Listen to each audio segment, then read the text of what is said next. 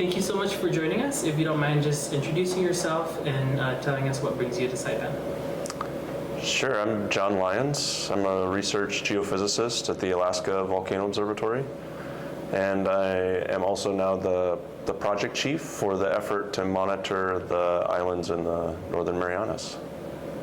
And I'm Natalia Deligne. I'm a geologist at the Hawaiian Volcano Observatory, also USGS, and I focus on understanding volcanic hazards. All right, and so there's an event on Tuesday, February 11 at 5:30 here at the American Memorial Park Visitor Center. And the talk is called Volcanoes in Your Backyard, Eruptive Activity and Volcano Monitoring Around Saipan and the Northern Islands. Big topic. Yeah. What can you tell us about our backyard and the volcanoes? What are you hoping to share at this upcoming talk? Sure, well, you know, the Mariana Islands are part of the Ring of Fire. So there are a lot of active volcanoes, both just south of Saipan, but also north of Saipan, of course. Most of the active volcanoes are north of Saipan. And so as part of the Volcano Observatory, we're monitoring for any sort of activity that's going on at the volcanoes, and our job is to try to detect that activity and then inform the public about that activity so that they can understand what those volcanoes are doing and what the hazards from that activity might be. We live in really special places, so it's formed and shaped by volcanic activity, and a lot of volcanoes right now are thankfully quiet, but just having a better understanding of this beautiful place you all call home. And you just said a lot of them are quiet. When it comes to our backyard, what is the activity? Have there been any anomalies, any interesting activity? What are you tracking that you can share? Yeah, so currently the only volcano that's active is Ahi in the north, the far north. So that Ahi is a submarine volcano, and it has been showing signs of unrest since roughly 2022. So in satellite imagery, we can see some discolored water from time to time, indicating that something is probably coming out of the volcano in either ash or gas, bubbles. And we see that in satellite imagery.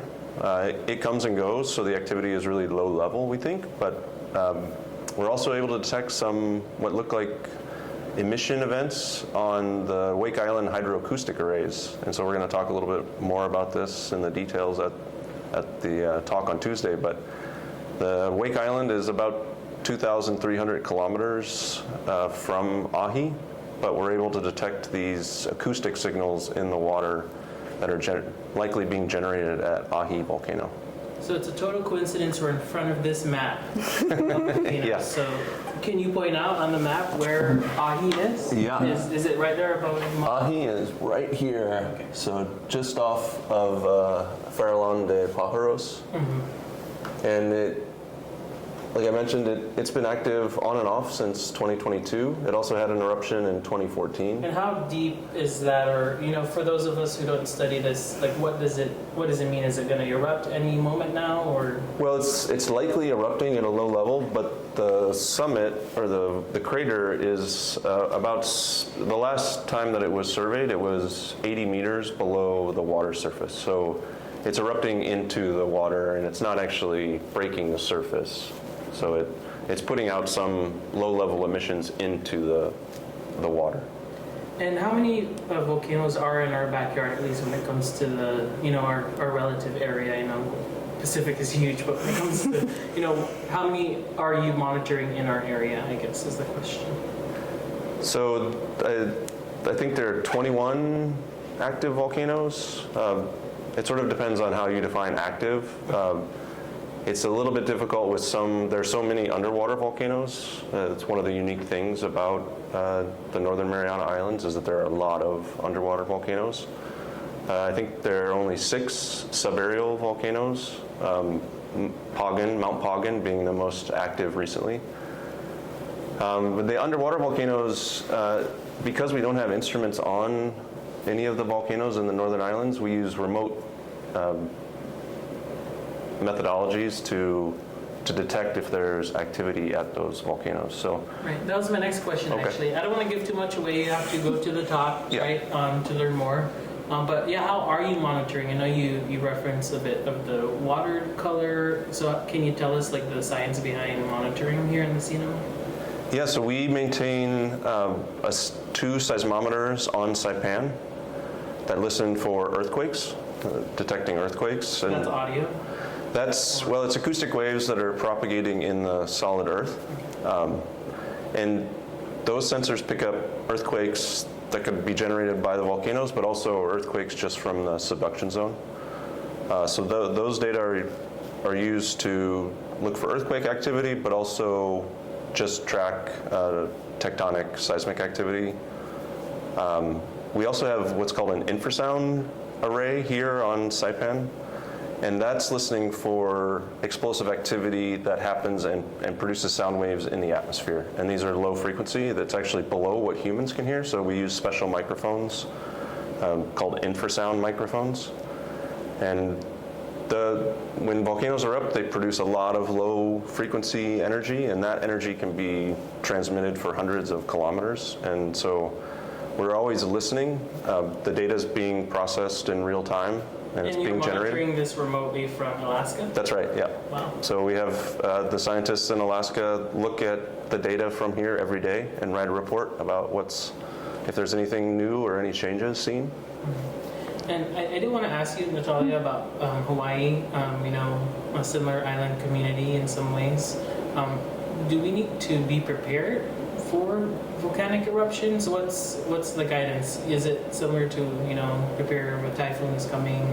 Obviously, tsunamis are a concern, but what is the messaging when it comes to preparedness?